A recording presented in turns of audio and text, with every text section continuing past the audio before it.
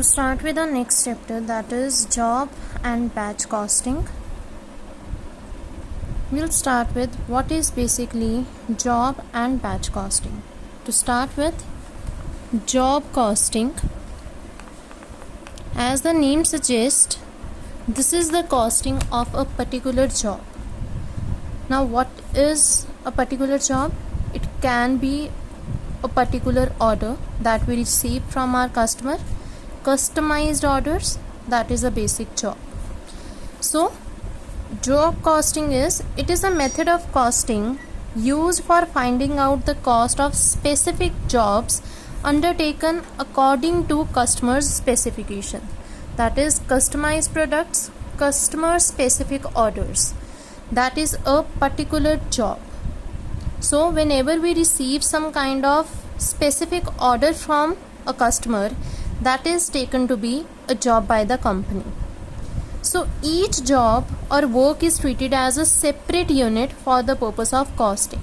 Costing of each job is accounting separately, so as to account what is the profit or loss from that specific job. We can take the examples of repair, furniture, hardware or similar works. In these kind of works, the work that is received from a customer, the order that is received from a customer is taken to be a job by the company. So when we are talking about job costing, we'll be accounting the cost of each and every specific unit differently. That is separate cost sheets of different units. It can be one unit or manageable number of units. Generally it consists of one particular unit. Like we go to the furniture shop, we order a bed for a room. So we are ordering one specific unit that is going to be the job for that furniture shop. Similarly, it can be manageable units of some product that is ordered by a customer, but that is customer specific. Means we will be making out that particular thing, we will be working out for that thing only when we receive an order from the customer. As soon as the order is received, the work will be progressed. Otherwise, we don't produce that kind of things generally in regular routine. The main purpose of job costing is to a certain cost of each job and to determine the profit or loss on each job undertaking. What are the particular jobs? What are the particular orders we are receiving? And are these jobs, are these orders preferable or not? These are profitable to the company or not? To account all these things, job costing is done. Their application and suitability is generally for printing press, furniture shops, shipbuilding, general engineering works, repair works, case making, shipbuildings, etc. Now, what are the features of job costing? These are work done against specific orders from the customers. We can call it customized products too. Each and every job is separate. They are having their own characteristics and needs special care. Each job orders different. No two orders are necessarily alike. Different orders do not pass through the same manufacturing process. As we receive different kind of orders, suppose we are having a furniture shop. From one customer we are receiving an order of making out a bed. From the other customer we are receiving an order of making out an almirah. So for all these products, the manufacturing process will be different. Each job is of comparatively short duration. Material contents and labor contents of each job are different. For different products, for different jobs, there will be requirement of different material and different kind of labor. Each job maintains its separate identity throughout the production stage. Each job is taken as a separate cost unit because we are considering it as a separate job. So for each and every specific order, the cost will be taken as a separate cost unit. Each job is given a separate job number that distinguishes it from other jobs. There is a specific job number that is allotted. The cost of each job is ascertained separately. As these are the different units, these are taken to be the different units, their cost is ascertained separately. Profit and loss is also determined separately for each and every job. Now, what can be the advantages or weaknesses of job order costing if we will be using this method? Advantages can be, we can distinguish between the profitable and the non-profitable units. When we are having number of units but we are having limited resources, we need to see where these resources are to be employed, where these resources are to be used.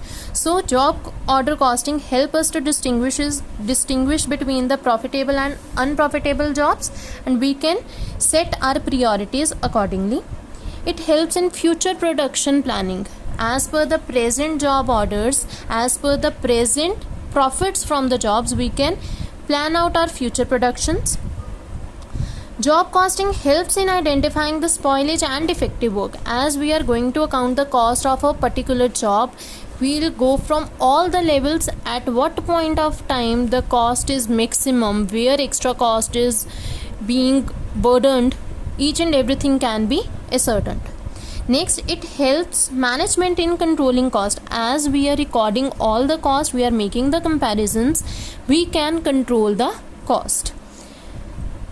In case of job orders on cost plus basis, it provides cost data for determining the contract price. So if we will be having the minimum cost data, we can add up some benefits to it, minimum percentage, so it assures some minimum profits to the company, to the firm. There are some weaknesses too of job order costing, like it is time consuming. For each and every unit we need to make a separate cost sheet, we need to make a separate accounting. There are so many complications in it. It becomes very expensive. As for making different cost sheets, for maintaining different separate data, we need more of the staff, more of the clerical staff. So it turns to be very expensive. It doesn't facilitate control of cost. Why? The cost is recorded when we have incurred that cost. So once something is done, some cost is incurred, how we can control it for that particular units. This is just in the coming future we can control our cost, but the units on which we have spent a lot of cost, that can't be controlled. So this is taken to be as a weakness of the system. Some errors may creep in it.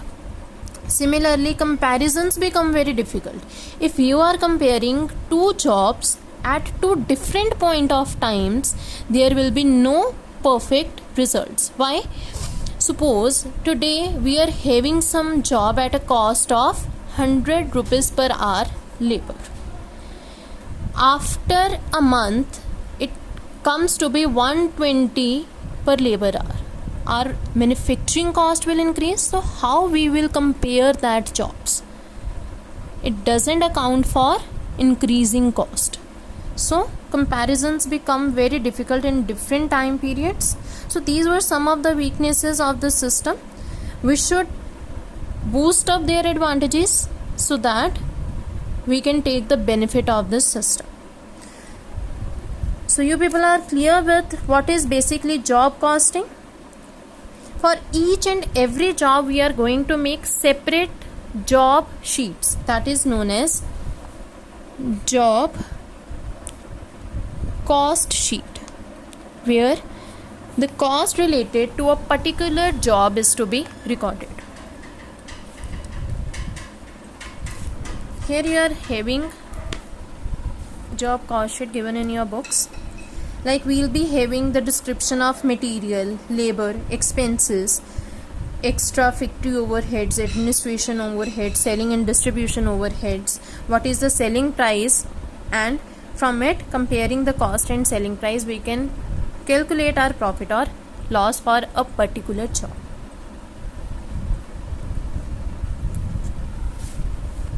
So this is basically our job costing, that is related to a specified unit. Now we are having the procedure of job costing. If we need to account job order costing, what is the procedure? Let's start. The first is receipt of an inquiry. Taking yourself as a customer, if we need to purchase something or we need to place an order of something, we want to get something customized, firstly we will be making out an inquiry. So at first the customer seeks an inquiry about the product, its price, its quality and duration within which their product can be completed. Next is estimation of the price of the job. Once the company will receive an inquiry from the customer, they will be making out an estimation of price. An estimate of cost is undertaken and accordingly adding some profits, the total price of the job is estimated by the company. Next is quoting the price.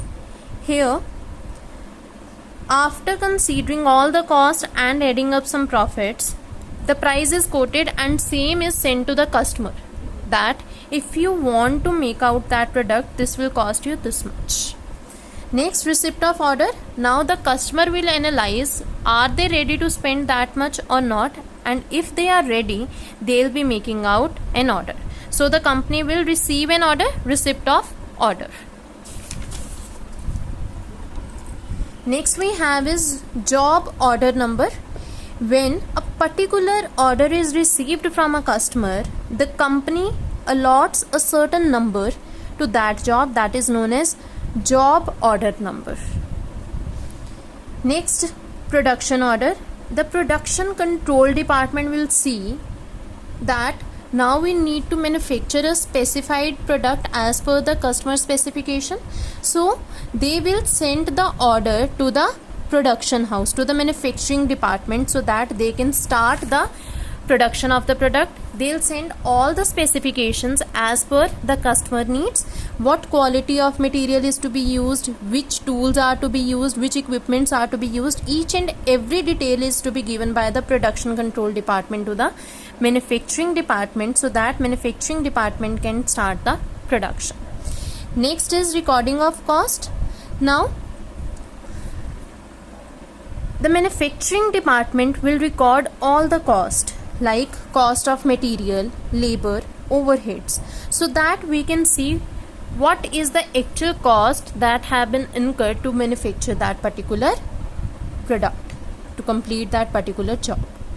So we will be accounting for materials, for labor and overheads. Material will be given, labor per hour rate may be given, so you need to multiply the number of hours into per hour rate. For overheads, they are saying overheads are apportioned to the jobs by means of overhead absorption rates. Now, which absorption rates are to be followed? Kindly note down. To account for factory overheads, it will be percentage of direct labor. When you will be doing the questions, it will become more clear to you. So if you are not having the direct data, so you will be accounting it accordingly.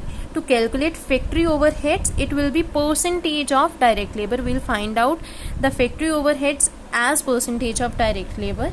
Similarly, administration overheads, it will be percentage of work cost.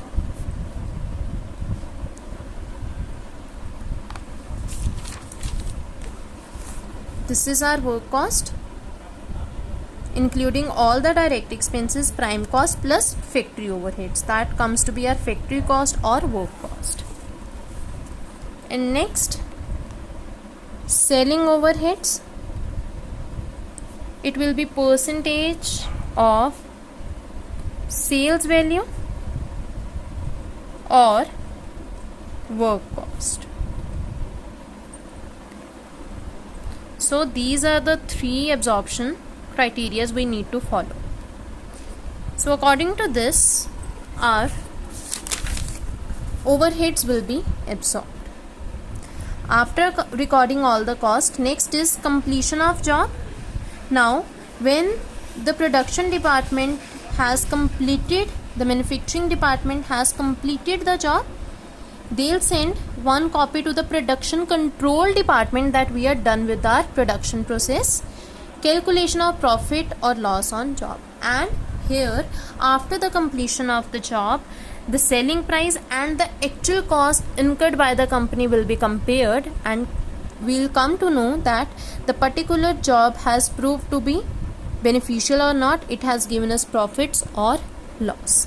So this is the whole procedure we need to follow in job order cost. I hope you people have understood what is job order costing. In the next videos, we will be doing practical questions of job order costing. Thank you.